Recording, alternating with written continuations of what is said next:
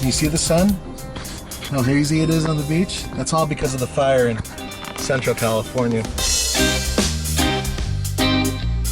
Hi folks, Nathan here with the Fast Lane Car, and I am in Southern California. Mitsubishi brought us out here to drive this, the 2018 Mitsubishi Eclipse Cross. This 1.5 liter direct injected turbocharged engine puts out 150 horsepower and 184 pound-feet of torque just at 2,000 RPM. It's hooked up to a continuously variable transmission, a CVT. So this vehicle has all-wheel drive, and it has Mitsubishi's super all-wheel control system. It's not bad at all. Around the corners, actually, this thing does all right for a crosser. I'll show you guys a little bit of acceleration. Here we go.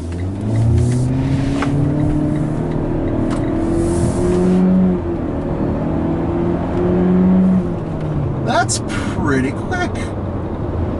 Tying my foot all the way down, but it's kind of frisky. Wanted to get up and go.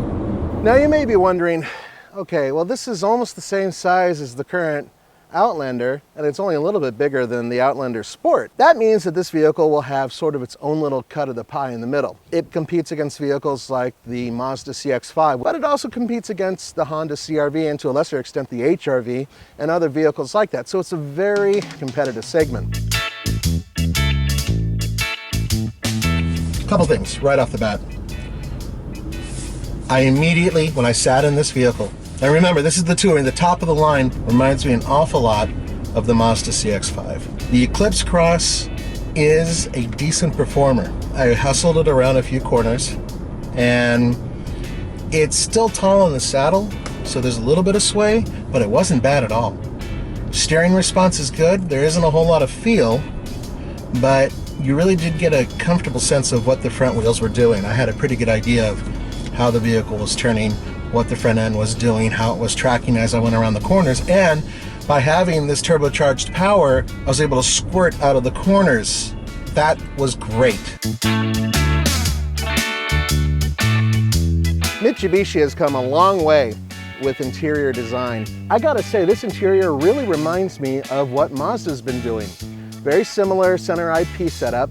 It actually has a heads-up display that comes up separately. In terms of the amount of materials they use, the stitching, the leather on the higher-end vehicles, the dash, the display, all of it is definitely one step higher. It's still black, very, very, very black, but there's better materials that are used throughout.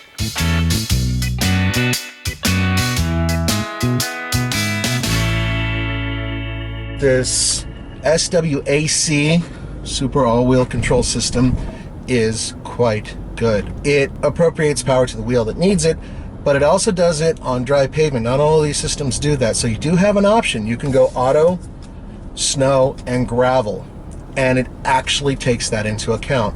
I'm not wild about any vehicle that has a CVT, a continuously variable transmission, and this one works just fine, but it still has the flaws of a regular CVT, being that when you're accelerating, it sets up to a certain RPM and then it holds that RPM for a very long period of time, then it drops it, and it doesn't really sound very inspiring. Now the exterior design is what's really winning people over. A lot of people at the LA Auto Show I noticed were talking about the way it looks, and I think it's a really well-designed Mitsubishi product, partly because of this interesting split here, which looks really cool, but for those of you who don't like obstructions in the rearview mirror, you will notice this. It is a line that goes right across the mirror. I really like the belt line that shoots down here and actually crosses the door handles, and with the higher end ones, you get this wraparound molding, which is kind of like fake carbon fiber. I kind of like it.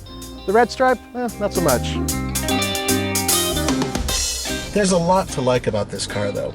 It's extremely comfortable. I am absolutely in comfort. I wish it had a cooled seat. I really do. A lot of the competition does. Over the course of, say, about 5 hours worth of combined driving, I've managed 25.9 mpg combined. That's not too bad. So what has Mitsubishi done? Well, they've delivered a fun B-segment vehicle, and yes, I said fun, that's fairly utilitarian, seems to have a really good all-wheel drive system, and has a gutsy 1.5 liter engine that takes a little bit of revving, but it really gets up and goes. For a vehicle that costs between 23 or this version, which covers everything, dual pane sunroof, heated rear seats, leather, everything, just over 30. It's a pretty good value. For the Fast Lane Car, this is Nathan Adlin. Don't forget to go to tflcar.com for news, views, and real-world reviews. I'll see you next time.